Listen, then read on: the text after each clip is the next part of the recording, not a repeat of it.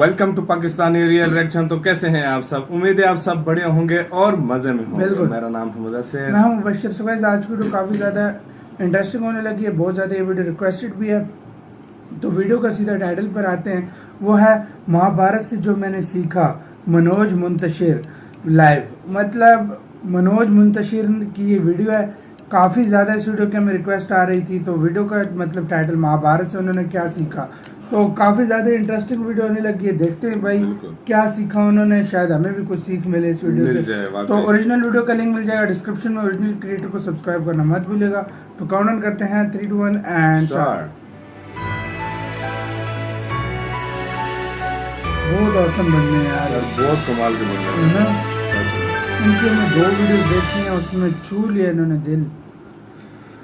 नमस्कार, मैं हूं मनोज मुंतशिर।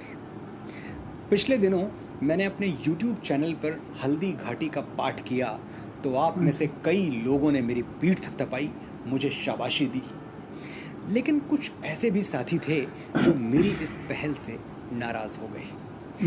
एक सवाल कई बार उठाया गया कि इतिहास जानना क्यों ज़रूरी है? जो हो गया वो हो गया, अब गड़े मुर्दे क्यों उखाड़ना? दोस्तों, इतिहास जानना गड़े हुए मुर्दे उखाड़ना नहीं, दबे हुए खजाने खोदना है। क्यों ज़रूरी है इतिहास जानना? ताकि इतिहास में जो गलतियां हुई हैं हम उन्हें दोहराएं नहीं, और जो कुछ अच्छा हुआ है, सही हुआ है, प्रोडक्टिव हुआ है, हम उससे कुछ सीख के पूरी मानवता को फ़ायदा पहुंचाएं, इस दुनिया को और बेहतर बनाएं। हमें कई बार लगता है कि बात बहुत पुरानी हो गई, अब प्रासंगिक नहीं है, रिलेवेंट नहीं है, लेकिन यही हमारी भूल है। जो चुनौतियां तब थीं वही आज भी हैं, बस थोड़ा सा रंग रूप बदल गया है। मैं शास्त्रों का ज्ञाता नहीं हूं, पंडित नहीं हूं, लेकिन प्रेमी जरूर हूं। मुझे इतिहास पढ़ना और उससे सबक लेना अच्छा लगता है, और मैं हर वो चीज़ आपके साथ बांटना चाहता हूं जिससे मुझे फ़ायदा हुआ है। 1988 में मेरी उम्र तकरीबन 12 साल थी। यही वो साल था जब मैंने टेलीविज़न पर पहली बार महाभारत देखी। टीवी पर तो खैर सीरीज़ ख़त्म हो गई, लेकिन मेरे मन में महाभारत का एक एक पन्ना रोज़ खुलता रहा। मैं हैरान रह जाता ये सोचकर कि 5000 साल पहले जो हुआ उससे आज कितना कुछ सीखा जा सकता है, समझा जा सकता है, और प्रैक्टिकली अपनी सफलता के लिए अप्लाई किया जा सकता है। आज मैं आपको बताऊंगा सफलता के वो 5 सूत्र जो हम सबको महाभारत से सीखने चाहिए। क्वांटिटी नहीं, क्वालिटी। ये दुविधा आपके सामने किसी न किसी रूप में हर दिन आती होगी। मेरे सामने तो आती है। बहुत सारी फिल्मों के ऑफर्स होते हैं, गाने लिखने हैं, डायलॉग्स लिखने हैं। ज़्यादा काम करने का मतलब है ज़्यादा पैसे, ज़्यादा फाइनेंशियल स्टेबिलिटी, ज़्यादा बड़ा घर, ज़्यादा बड़ी गाड़ियाँ। लेकिन कहीं ऐसा तो नहीं कि ज़्यादा की दौड़ में हम कम और बहुत कम की तरफ बढ़ते जा रहे हैं। कृष्ण का संबंध कौरवों और पांडवों दोनों से था। वो दोनों में किसी का भी विनाश नहीं चाहते थे। आखिर तक वो युद्ध को टालने का प्रयास करते रहे। पांडवों का संधि प्रस्ताव लेकर हस्तिनापुर भी गए। मैत्री की राह बताने को, सबको सुमार्ग पर लाने को, दुर्योधन को समझाने को, भीषण विध्वंस बचाने को भगवान हस्तिनापुर आए, पांडव का संदेशा लाए। दो न्याय अगर तो आधा दो, पर इसमें भी यदि बाधा हो तो दे दो केवल 5 ग्राम। रखो अपनी धरती तमाम, हम वही खुशी से खाएंगे, परिजन पर असी न उठाएंगे। दुर्योधन वो भी दे न सका, आशीष समाज की ले न सका। दुर्योधन मतलब बहुत गरूर में अवश्यम भावी था, होना ही था। कृष्ण ने निष्पक्ष रहते हुए दुर्योधन और अर्जुन दोनों को एक विकल्प दिया। एक तरफ मेरी एक अक्षौहिणी नारायणी सेना है, दूसरी तरफ मैं अकेला, जिसको जो चाहिए ले लो, चुनाव तुम्हारा है। एक अक्षौहिणी सेना में क्या क्या होता है मैं बताता हूँ। 21,870 रथ, 21,870 हाथी, 65,610 घोड़े, 1,09,350 पैदल सैनिक, कुल मिलाकर 2,18,700 योद्धा, जिनमें सारथी शामिल नहीं हैं क्योंकि वो हथियार नहीं उठाते। तो एक 2 तरफ लाख। ये क्वांटिटी थी और दूसरी तरफ अकेले कृष्ण, वो भी निहत्थे थे पर क्वालिटी से भरपूर।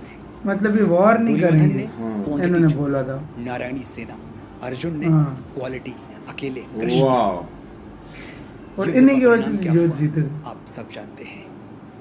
गिनतियों की दौड़ में ना पड़े, गुणवत्ता की खोज करें, विजय निश्चित है।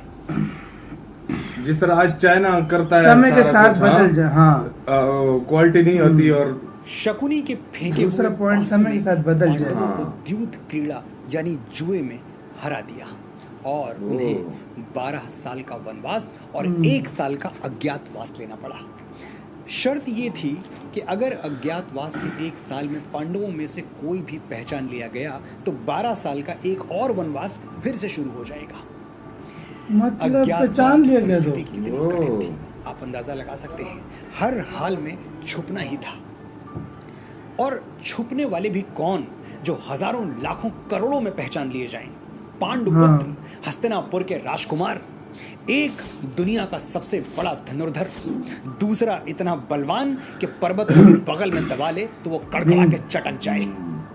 धर्मराज युधिष्ठिर, जिन्होंने सत्य का व्रत ले रखा था, यानी पकड़े गए तो झूठ नहीं बोलेंगे, मान लेंगे कि वही युधिष्ठिर हैं। वो नहीं झूठ बोल रहे। नकुल और सहदेव, जिनके बारे में कहा जाता है कि उनसे सुंदर युवक संसार में दूसरा कोई था ही नहीं। और पांचाली, द्रौपदी, ब्रह्मांड की सबसे दिव्य स्त्री, इनका छुपना, अज्ञात रहना एक असंभव चुनौती थी।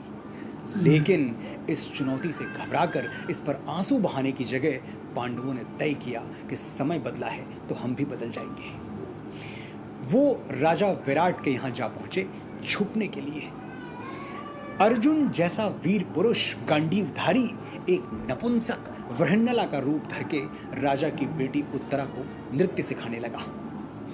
युधिष्ठिर, जो खुद दुर्योधन से जुए में हार गए थे, वो राजा विराट को द्यूत क्रीड़ा यानी जुआ सिखाने लगे और इसी बहाने उनको महल में रहने की अनुमति मिल गई।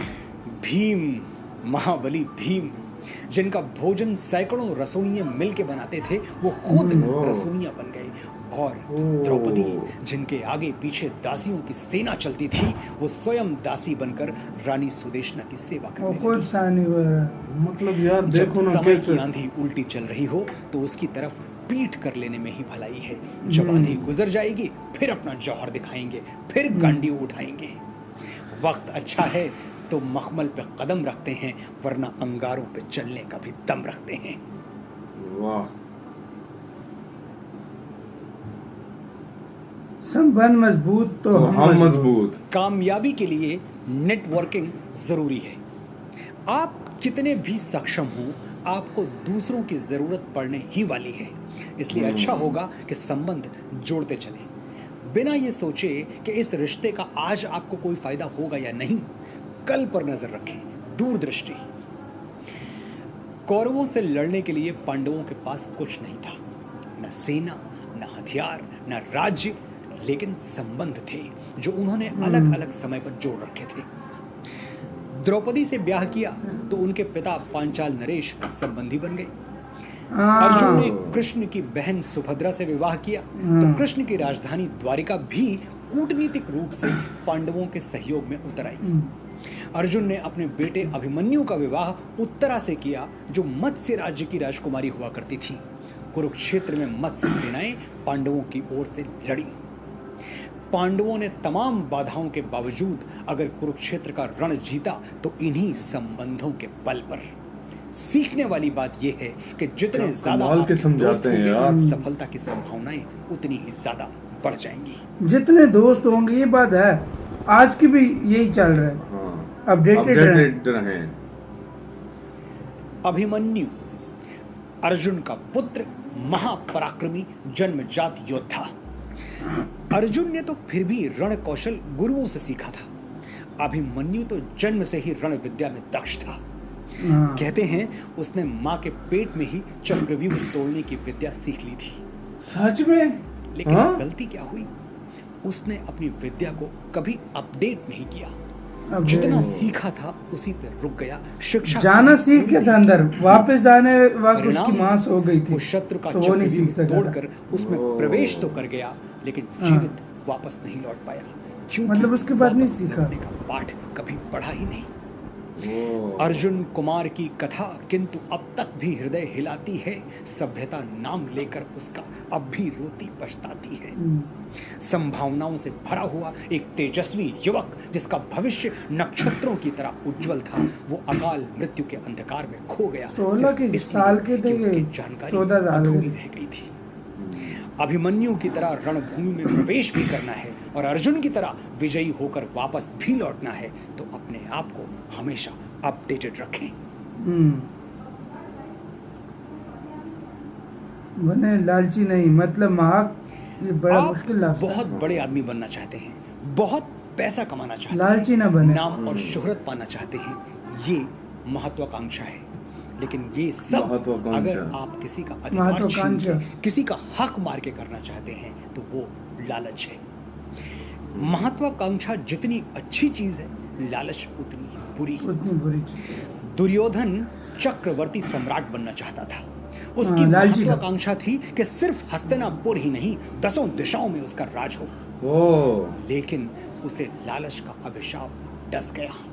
उसने अपने ही भाइयों का हक मारना चाहा, पांडवों को 5 गांव देने से इनकार कर दिया।